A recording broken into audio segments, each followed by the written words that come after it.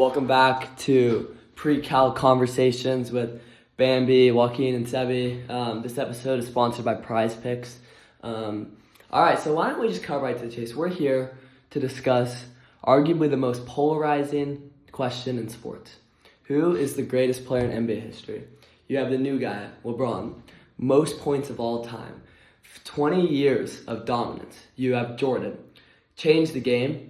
6-0 in the finals, most scoring totals of all time. It's a tough argument. It's a tough question to answer. The thing I think we should get into before we do anything is, what do you guys define as greatness? Like, to you, like, I think we should try to create a definition for great. What does it mean to you guys? It's a great question, Campbell. Do you want me to answer it? I can go. I go. When I think of greatness, first thing that comes to my mind, 3-1 comeback in the finals against the Warriors. All right, that's good. That's greatness. That is greatness. But so signature moments. It could be one. Mm-hmm. Accolades, statistic, records. Yeah. Longevity. Go for it, Sebi. I'll expand on longevity. I think when I think of greatness in basketball, I think of LeBron, because of his longevity, but his just consistency and just excelling in the court and just being able to win at a high level, even at a older age. Yep, that's I would a also really say good point. too, That's a great point, Sebi. Him since high school rising to the occasion of being the greatest player of all chosen time, always meeting the pressure. Like the pressure never. That got is to really him. impressive. I'll let you guys touch on that more, but what I will say, even as a Jordan fan, LeBron was 15 years old. At that age, he had the expectation if he wasn't the greatest player of all time, he was considered a failure. And for him to navigate those pressures and become arguably the greatest player of all time is so impressive. Jordan never had to deal with that. LeBron literally had the chosen one on his back when he was 16, Sports Illustrated covers, fucking high school games on ESPN. So yeah, do you guys have anything you want to, let's start with the opening market. Sebi, LeBron, I'd love for you to hear why you guys believe LeBron is better than Jordan. So, take your time. I'll say LeBron James is the GOAT, not just because of longevity, but also what he's accomplished. I'll say he just finished his 23rd year season, the longest in NBA history. Mm-hmm. He's also the NBA leading scorer, which I'd say won. He defeated, he took off Kareem off that list, I think 2 years ago. Yeah, 2023, March 11, 2023. Mm-hmm. And he's also averaged 27-7 for his career, which is pretty impressive for how long he's played. Mm-hmm. And there has been no decline in his stats. Yeah, that's true. I think one thing I really appreciate about LeBron is I feel like his game's really adapted as he's gotten older. Obviously, he's still athletic, but he's kind of shifted into new roles, which I think is really impressive. Joaquin, I'd love to hear some thoughts from you. I mean, everything Sebi said, I completely agree with. Also, just seeing how LeBron's game has developed over the years, how he kind of his first stint in Cleveland, he was just more of a young, athletic, he doesn't really have the three-point jumper. And then obviously as he got older, he developed the three-point shot and longevity, of course. He's 41 years old, playing still probably top 20, top 15 player currently in the NBA. Top 10. Yeah, so I mean, the longevity is really what gets me. That's a really great point, boys. I agree with everything you guys said. I'm gonna tell you guys why I think Jordan's the GOAT.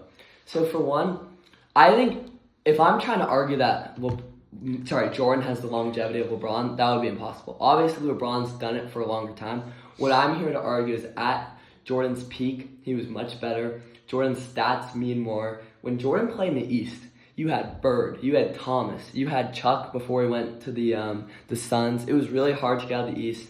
Jordan, sure, he might have had the best team, but 6-0 in the finals. He beat Clyde the Hyde Drexler, Gary Payton and the boys in Seattle. He beat Charles Barkley twice. He beat the mailman, Malone, and John Stockton, arguably the greatest passer of all time, twice as well. I think that's just super impressive. 6-0 in the finals. He won 10 scoring titles in 15 years. I would argue he had much higher peaks than LeBron. At his peak, he's averaging 34 a game without shooting threes. He shot maybe 4 threes a game. If Jordan was shooting threes the way LeBron was, his stats would look a lot different. It was a much different game. Jordan was getting beat up by the bad boy Pistons routinely, never getting to the line. If Jordan had the advantage of being able to shoot as many free throws as LeBron has and shoot threes, his stats would look a lot different. Furthermore, I think as great as a defender as LeBron is, Jordan was much better. Jordan is arguably a top 10 defender of all time, defensive player of the year. And that clutch factor, and hey, one sec.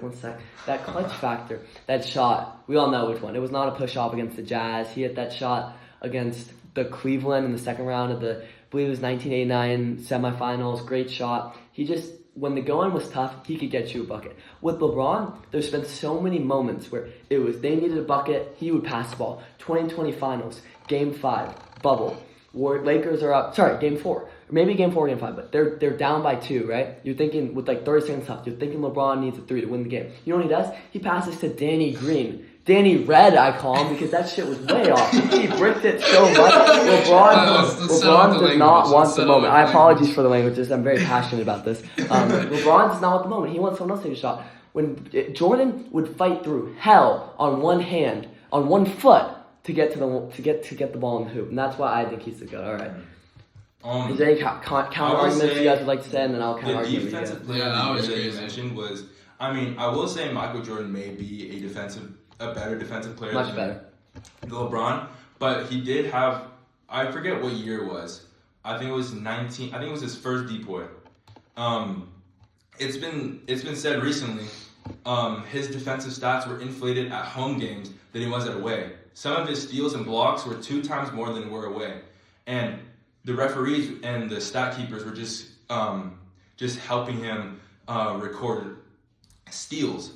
So his depoy, I will say, is impressive. Even though he did have a great defensive season that year, it's still a little fishy because he also had help from the stat keepers. We don't even know what stats are true or not. That's a good point. That's true. Yeah, are you done, sorry? Yeah. Keep going. In my research, before I'll let you go, Joaquin, I did notice that, and I think, in my opinion, stats don't tell the story with defense. Like, I personally think the best player is never the person who has the most blocks or steals. Mm-hmm. I think what defense comes down to is just guarding the other team's best player for the whole game. And, LeBron, as a good defender, I don't know if he wants that one-on-one matchup in clutch. I don't think he wants to guard someone. Jordan was guarding Clyde the Hyde. Jordan was guarding Chuck. Jordan could guard 5 through 1. I think LeBron can guard 2 through 4. And Jordan's also shorter. So that, I think, says something. I agree with you, the stats. But, stats are like pictures, man. They don't tell the whole story. Do you think LeBron should have a depoy? I think it's crazy that he doesn't have a depoy once. I think he should have 4. I will agree. In 2013, he got the depoy one. No, Marc Gasol won the depoy that year. And what's it called? LeBron, he had way better stats than he got snubbed. Yeah, he got snubbed. I would say that was one of his best defensive. Now, now one thing that I would like to mention, I hope you guys did your research about this because I did. Let's talk about the 2011 NBA Finals. Okay. So LeBron just joins the Heatles in Miami with Ray Allen, Dwayne Wade, Chris Bosh. Sorry, Ray Allen wasn't there yet, but Chris Bosh and Dwayne Wade, big three. Arguably the first super team that's just created by free first big three, which I will say is impressive. He created. So they're playing the little itty bitty Mavericks, right? Dirk. They were like the 5. It was Dirk and them. Yeah. LeBron. Let me read you guys some stats. All right. 17 points. 12 rebounds and 6 assists. These seem all right, but then you look at, you go into the nitty-gritties of it. In the fourth quarter, LeBron averaged 2 points a game for the entire series. He only scored 16 points across all 4 quarters in 6 games, and he collapsed. He was not willing to take over. He didn't want the ball. He didn't want the moment. Game 4, he could not adjust. He played 46 minutes. He scored 8 points in 46 minutes. 11 field goal attempts. He was outplayed by role players, by these scrubs, by these two-way cats who didn't make it.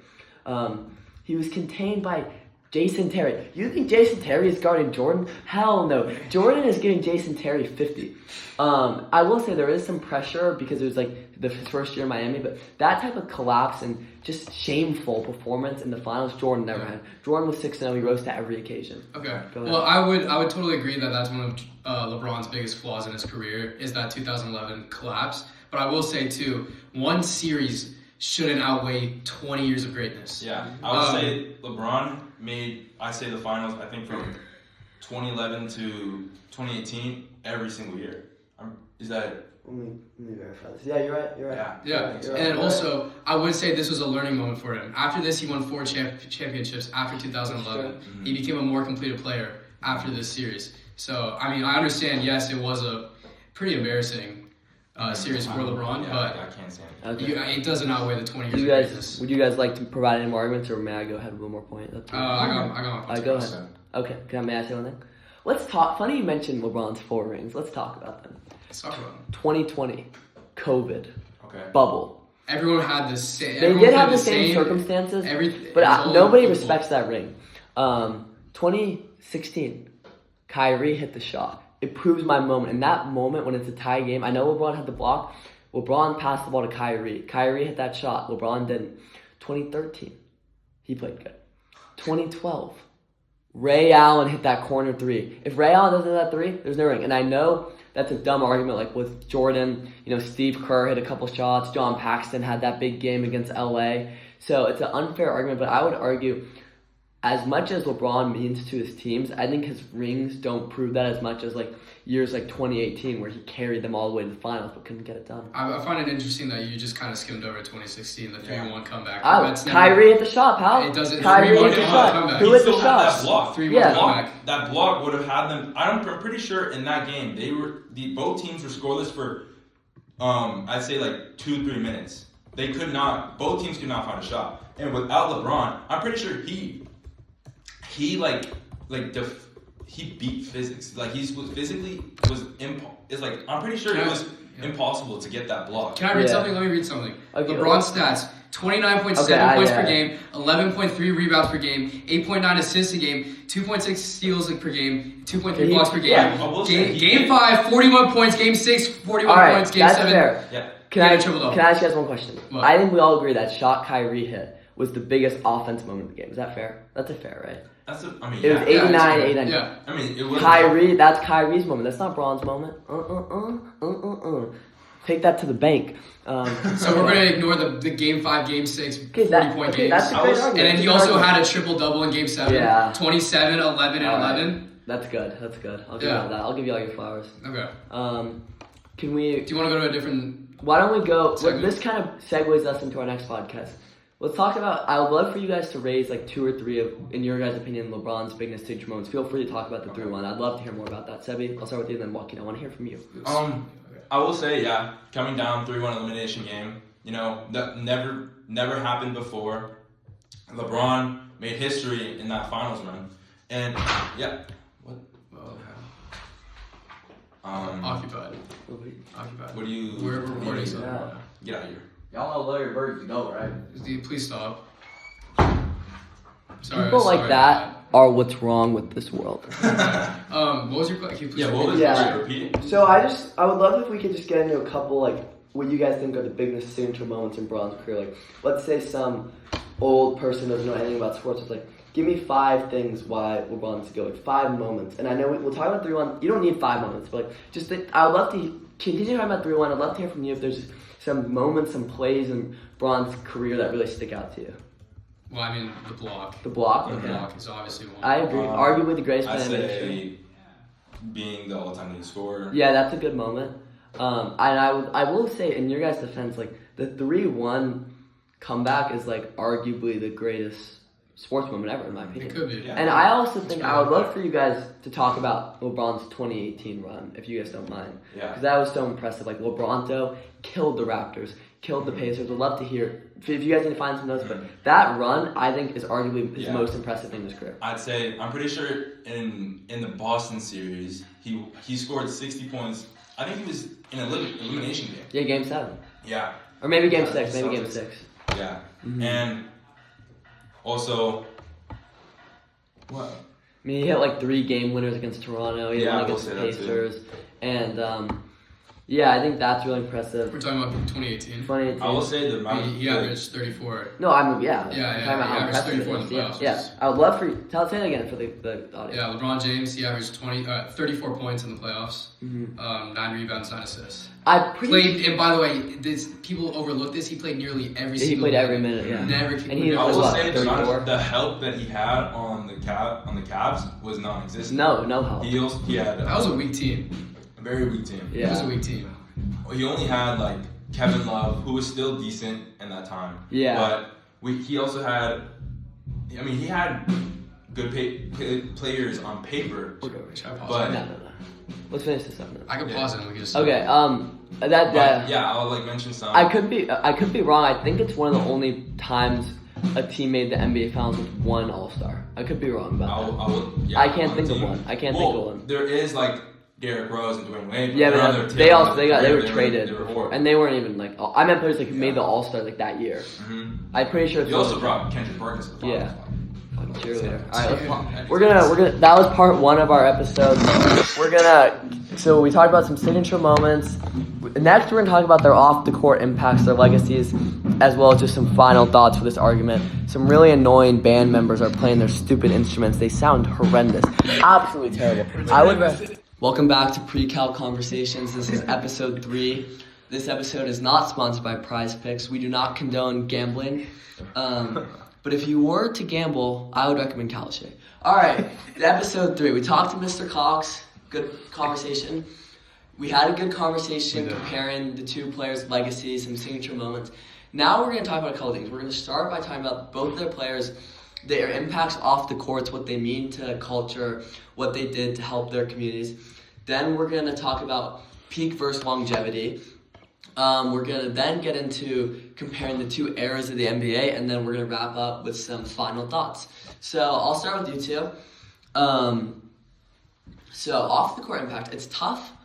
In my opinion, it's kind of tough to compare the two because, they just played and they're just in two different periods of the world. Like I know there was only like a 5-year gap between their careers, but the world changed a lot. Like, with Jordan, sure, he was more influential maybe. It was only 1 year. I mean. Yeah, just a very short period of time.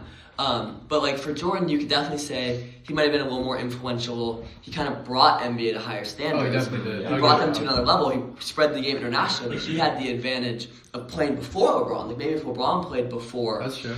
Jordan, he would get the credit for that. And then with LeBron, he's obviously been very outspoken politically. And I will say, there's been so many great athletes who spoke up before Jordan, but I will say in today's society, I feel like they have a little bit easier time expressing their opinions without criticism. Like I know there have been so many greats like Kareem, so many people who stood their ground.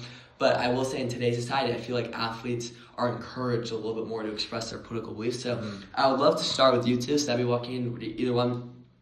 What do you like? LeBron has such a big off-the-court legacy. Like, how would you define it? How would you categorize it? That's a really good question. Would you like me to answer it? I think we're the LeBron. You are. Yeah. I promise. Okay. Yeah. I'd say one of LeBron's biggest accomplishments off the court was opening the I Promise School in Akron, Ohio, which is a school that provides free tuition, meals, transportation, uniforms, and counseling. Everything. The whole 9 yards. Yep. It's just to help students excel and to get into college and stuff like that. And From his hometown. I was going to say that. It shows that he's a really great guy. He didn't leave Akron and just completely forgot about him once he made it to the top. He came back, gave back to his community, and it shows how much of his integrity I will and say, his morals. before you guys keep going, I do feel like Jordan tried to use his brand, his name to maximize how much money he can make for himself. Well, LeBron still made a lot of money, but LeBron uses his platform and leverages it to make impacts on his community, which is something Jordan does not do. Yeah. Nice. What about, do you have anything to say? Yeah, I do. So with Jordan's off the court, I would say for one, he really spread the game around the world. Playing on the Dream Team, he brought the game to France and Paris. He brought so many different eyes to the game. I think kids all around the world were shooting shots like the Jordan. I think before Jordan really got to the Bulls, the NBA was a lot more popular than it was maybe 10 years ago, but it still wasn't a staple in American culture the way it is today. And I think Jordan had a lot to do with that. Now everybody's watching the NBA Finals. He really globalized basketball. I would say in the media and pop culture, he became a huge piece of it. His movie Space Jam was huge. He shifted, in my opinion, also he shifted how athletes were viewed. Athletes kind of went from local heroes to global ambassadors, business people. I feel like Jordan was one of the first athletes who really was a business person. Oh, for sure. He made a ton of money. He had his own brand, and I think he created platforms for athletes, especially athletes who didn't really come from money, to really make generational wealth. And he really leveraged that. And I also think, before Jordan, I'll just talk about his impact on Bulls. When Jordan got to the Bulls, They played in this terrible old arena. They had an average attendance of like 8,000. 10 years later, brand new arena in the middle of Chicago, sold out every game, 20,000 people. I think the value of the Bulls just probably tripled. And I think along with that, he took the Bulls and the NBA with him and brought the NBA to where it is now, where everybody knows the NBA and everybody knows the Bulls. So what I noticed was, I would agree that Jordan is a bigger global brand, but you didn't talk anything about outside of basketball, and I think that's where LeBron gets Michael Jordan in that. When I'm thinking about the GOAT, I think about how he helped his community, the cultural impact, the influence and the leadership he demonstrates off the court and as like a person.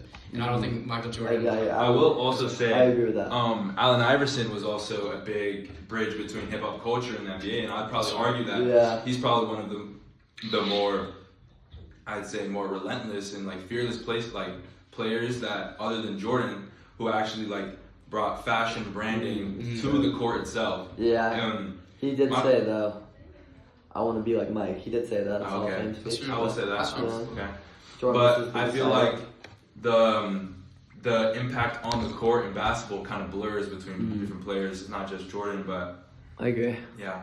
Yeah, no, I think you guys made some good points. I think you're right. It's Jordan, like, he wasn't as outspoken with it as Allen Iverson. Like, Allen Iverson was willing to, maybe get fined or, like, hurt his reputation at the time to, like, really spread his culture. And I think he's passionate about that. Jordan didn't really do that. I feel like Jordan just leveraged everything to be as popular as possible and make as much money as possible. And while that seems kind of brash, I think it took somebody like that to grow the NBA to what it is. I think it took someone who was pretty, besides the gambling, wasn't very problematic, wasn't, like, I hate to say it, like, it sounds kind of messed up, and obviously this impact, you can't compare it to the impact of outspoken athletes, but I think it took someone like this to grow the NBA into what it was, if that kind of makes sense. The other thing I will say, counter argument, Jordan refused to endorse a young candidate in the North Carolina governor race in 1989 over this guy who had ties to the Ku Klux Klan, because he was worried it would offend people and he was worried he would lose money. I think you guys should talk about that if I were you guys personally. So I kind of just brought it up, so I apologize. But I feel I don't know. I actually did not know that. Yeah, you guys didn't watch The Last Dance carefully like I did. But can I just do you want me to? If you could. He had this quote. They were like, Jordan, why didn't you endorse it? Do you know what he said? This is his words, not mine. Black and white people buy Jordan shoes. So I actually have seen that clip. But I will say, I think he connected people in a way that other athletes weren't able to. Okay. Interesting. Yeah, okay. All right. Well, I think we should go to the next segment, peak versus longevity. Peak versus longevity. Love to hear your thoughts on this. Yeah, I mean, it's pretty self-explanatory for LeBron. He's been playing for over 20 years, and he's been one of the most completed players over this 20 years. And he's also never had, like, a crazy, multiple, like, really, like, season-ending injuries or anything like that. He's just been, it's insane. I think it's harder to play for 20 years at his level than having a peak like MJ. That might be true. I will say also one of his underrated stats that he kind of also lost recently was his streak with 10-point games. I want to say it was since before we were born. He had that streak since before 2008. I think his whole career. Yeah, well, most of it, yeah. Most of it. And I will say that is super impressive because there's always players like who just aren't able to find the rhythm. But LeBron, he's gonna find a way to help his team. And if he since like he couldn't score 10 points, he's still gonna help his team to win. Yeah, there's just some good points. I think if we're just arguing the longevity alone, like I'd be cooked. Clearly, Jordan only played 15 years. I think with the passing of his dad and him taking off 2 years in his prime, kind of took a lot out of him, and we don't really, maybe he would have achieved a bit more. I also think in certain years of Jordan's career, he was a little bit worn down by just the spotlight he had. Like, I would argue it was a little bit bigger. Like, LeBron's obviously a huge star, but, like, Jordan couldn't go anywhere. And I think that kind of wore down on him, and obviously he was really close to his father. So, and I also will say, I don't want to talk too much about this because we'll get to this, but the eras were much different. I think it's a lot easier nowadays to play without getting hurt. There's a lot more technology. I think LeBron spends about $1 million on his body, which is great. Jordan was fucking smoking cigs and drinking on the golf course in the off season. So I agree. You guys made some really good points. I think the peak though means more than the longevity. Like Jordan, 10 scoring titles for 10 years. He was by far the best player in the league. He was just killing. Like every person every great player we think of in the 90s, they might have beat Jordan, but they never beat Jordan. Like they never beat him enough. Clearly, I mean, I think the 10 scoring titles is. I mean, yeah, it's a good conversation, but I mean, if you have 10 scoring titles, okay, I know LeBron, he only has 1 scoring title, which kind of doesn't, but he's also the number 1 leading scorer. That's true. I feel like longevity. The conversation with scoring titles doesn't really matter if LeBron. I do also think their scoring differentials are inflated a bit by how many more threes LeBron shoots. Like, why not Google this? Versus Jordan. I think that's just a skill gap. Well, these threes weren't a big part of the game back then. That's true. Yeah. I mean, it wasn't. But it is true. Isaiah Thomas, he was shooting threes, and I think LeBron shoots. He shoots around 35%, but like. No, yeah, he's a great shooter, and I will say there's a skill gap, but the game's gotten much better. But like, LeBron. Let me see this. So LeBron averages about 2 threes a game. He shoots about 6 threes a game. Mm-hmm. Maybe more like 6. Yeah, that sounds right.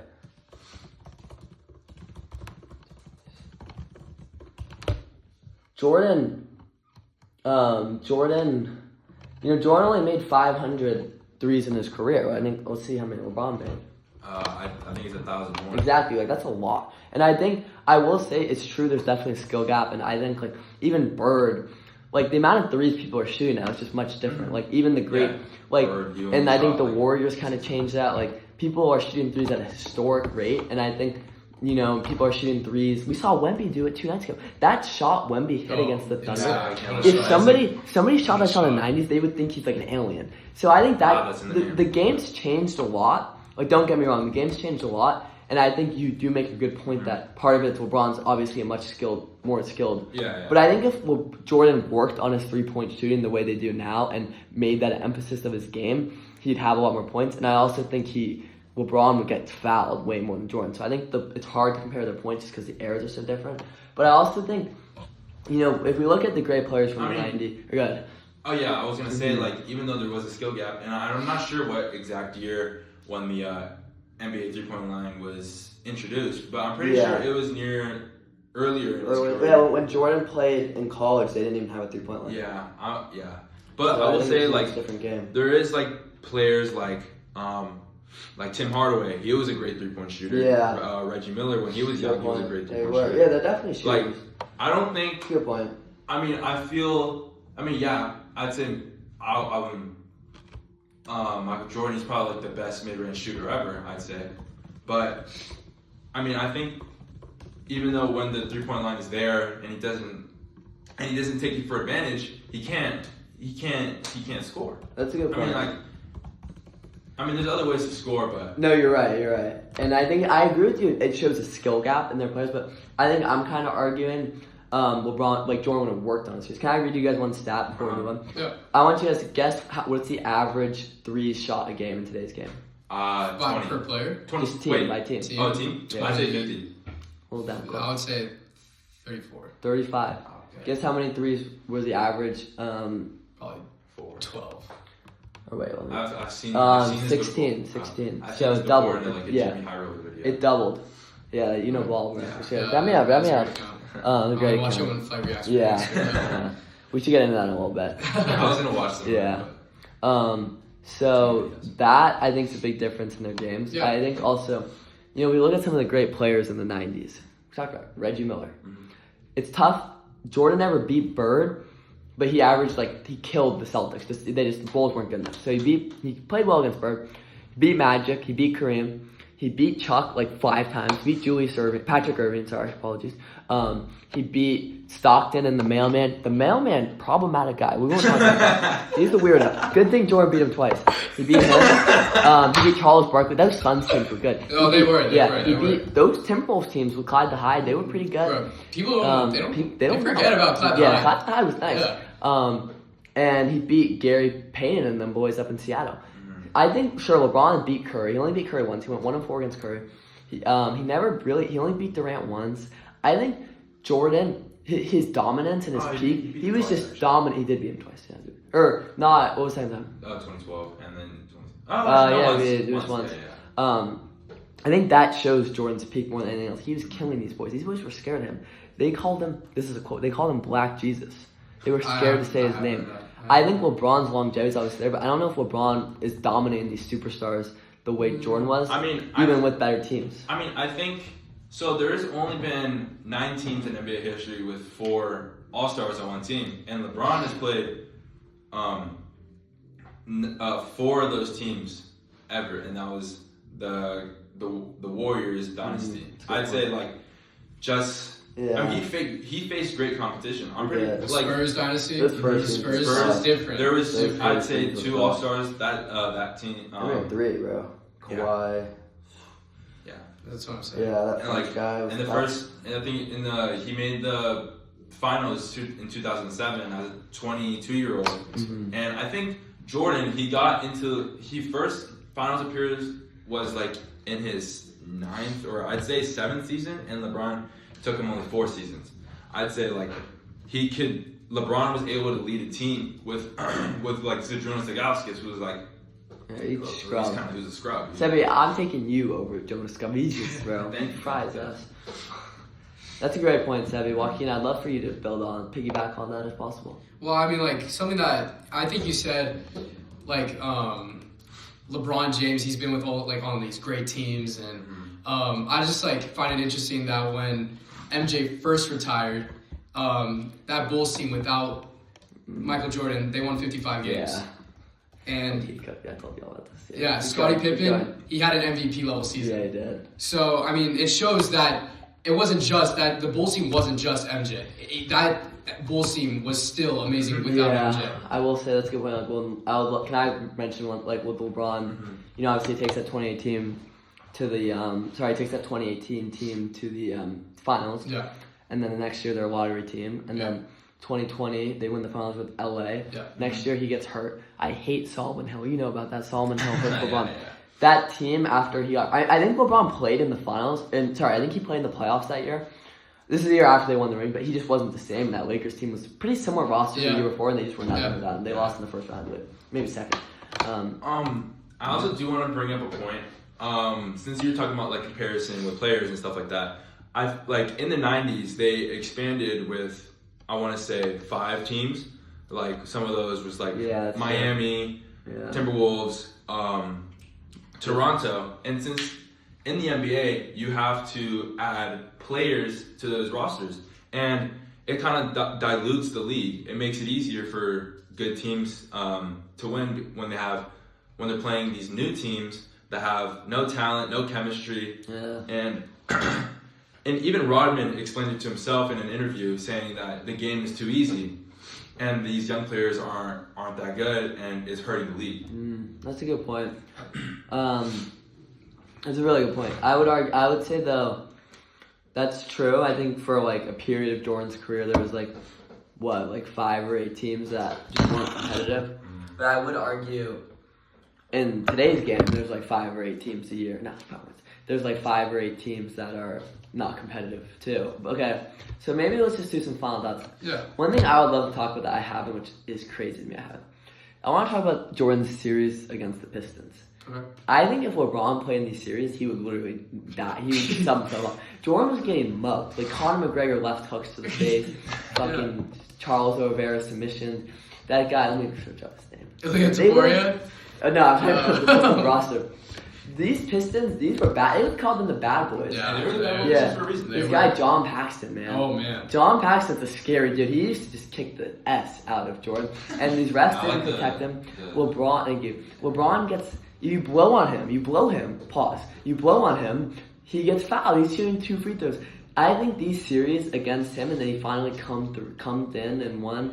He went deep. He used his big body. That made him the player he is. That's his legacy. I think LeBron never really had a series where he overcame such significant physicality. That would be my final argument. I would love for you guys to present a final argument.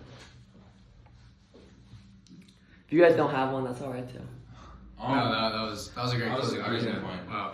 Okay, may I? Oh, go ahead. I will say, LeBron also played. When you're talking about just like the Bad Boy Pistons, I feel like that's comparison to the Warriors. I feel like the GOAT debate, if there was if Kevin Durant wasn't on that team, or if there was no Stephen Curry, I say Stephen Curry is the reason why there's a GOAT debate.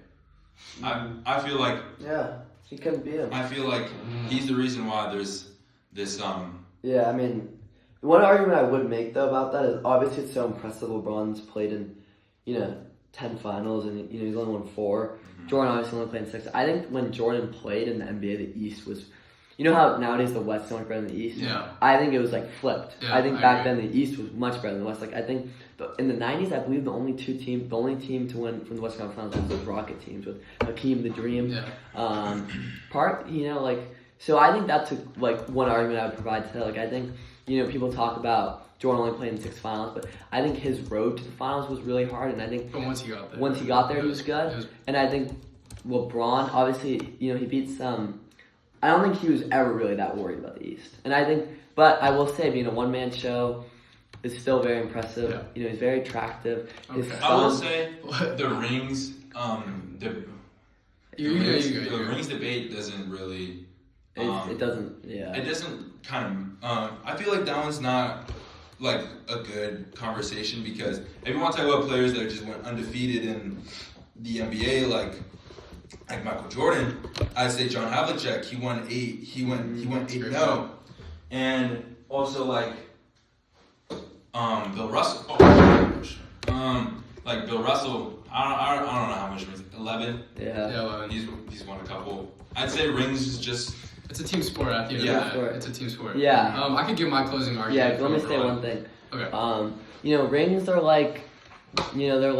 they're like a picture. They don't tell the whole story. They don't have a backstory. Each picture has a backstory. That's true. They can be looks. I always say looks can be deceiving. You never know what's beneath the surface. I love that. That's what these rings are. Okay, Joaquin, please present your final thoughts right now. Well, my closing statement is LeBron James entered the NBA with impossible expectations at 18 years old and somehow exceeded those expectations for over 2 decades. He became the all-time leading scorer, while also being one of the greatest passers and the most versatile players ever. He dominated multiple eras. You have the Spurs era. Let's first start with the Kobe era. That's the very, very beginning. Spurs, Warriors, and now today's modern era. 3-1, obviously, against the greatest regular season team of all time. And then obviously his on and off the court stuff, what he's done with the schools and helping his community. Politically too. Yeah. And that's increasing why voters with black communities in Akron in 2020. And this is why I think LeBron James is good. Really good points, fellas. Let me ask y'all one question though. Game 7. You need one person to get you a bucket. Not to pass the ball, to score. You cannot tell me you'd rather have LeBron than Jordan. You can't. I'd have Iguodala.